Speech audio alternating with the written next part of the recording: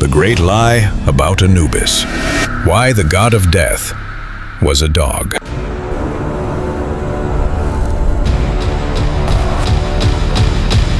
Chapter 1. The 2,000-year-old slander. What have Hollywood, gaming, and cinema shown us? Anubis, a jackal-headed death god, a dark destroyer. We've been taught he is the very embodiment of the end.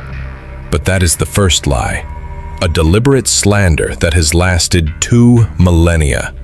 The ancient Egyptians didn't fear death.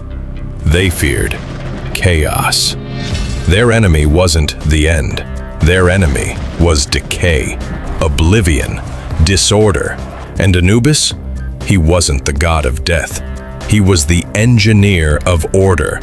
He was humanity's answer to the universe's inherent chaos. Chapter 2. The 5,000-year-old Science Report. The second popular belief. He was an imagined monster, a hound of hell.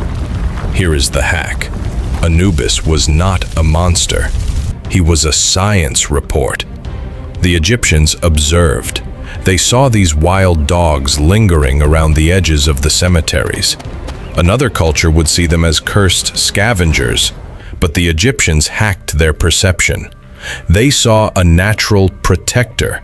They didn't imagine a beast, they documented a real behavior and elevated it to a deity. Chapter 3. The Dark Color Lie. But why is he black? Clearly that signifies evil and darkness, right? This is a symbolic brain hack. For us, black is the color of mourning.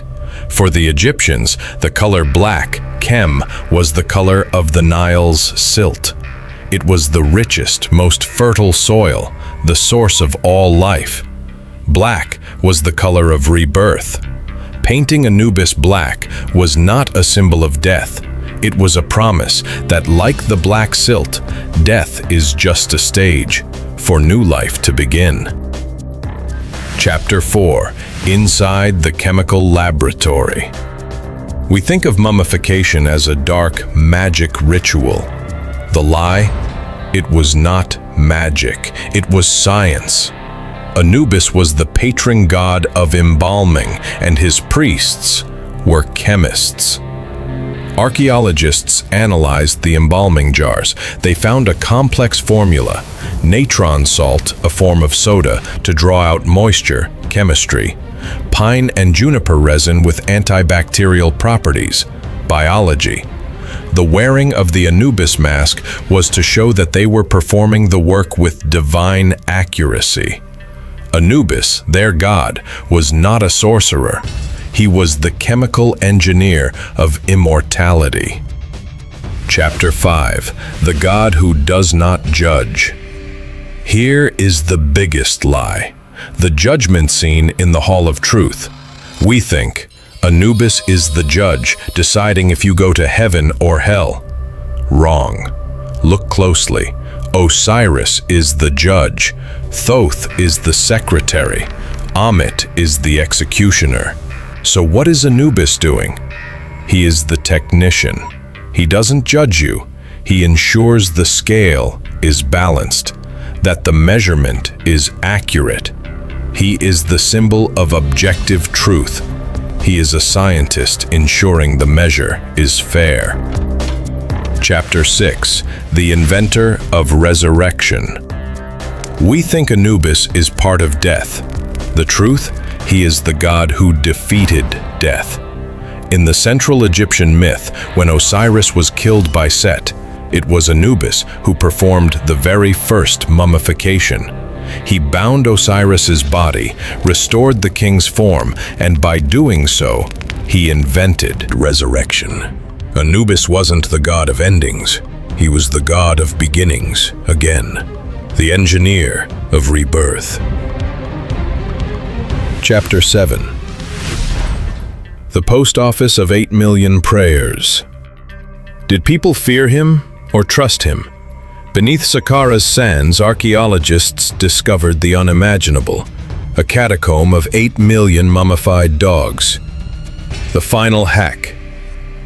This was no mass sacrifice born of fear. It was a post office of prayers born of faith. Each mummified dog was a letter, a plea to Anubis, the hero guide who would escort their loved ones safely to the afterlife. You don't send 8 million letters to someone you fear. You send them to someone you trust completely. Chapter 8. Immortal Loyalty. So how did the hero become a monster? The final lie. Ours. When the Greeks arrived, they found a strange god. When Hollywood needed a villain, they replaced the engineer with a destroyer, loyalty with fear. But every hieroglyph, every tomb, every mummy tells another story. Anubis was never an event called death. He was a virtue called loyalty. Anubis was never the god of death. He was the proof that when precision, order, and loyalty are pursued with devotion, loyalty itself can become divine.